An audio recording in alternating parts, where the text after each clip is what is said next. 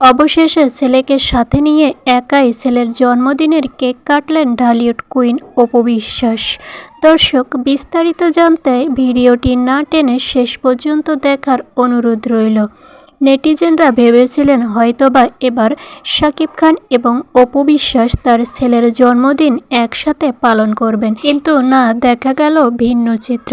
অপু বিশ্বাস তার ছেলের জন্মদিন একাই কেক কেটে পালন করলেন। অন্যদিকে সুপারস্টার শাকিব খান অনেকদিন আগের একটি পুরনো ভিডিও নিজের ভেরিফাইড ফেসবুক পেজে আপলোড দিয়ে ছেলের জন্মদিনের শুভেচ্ছা জানান। শাকিব খান তার পোস্টে লিখেছেন, শুভ জন্মদিন আমার ছোট রাজকুমার, তুমি যেন বড় হয়ে ওঠো একজন সৎ, সাহসী ও হৃদয়বান মানুষ হিসাবে।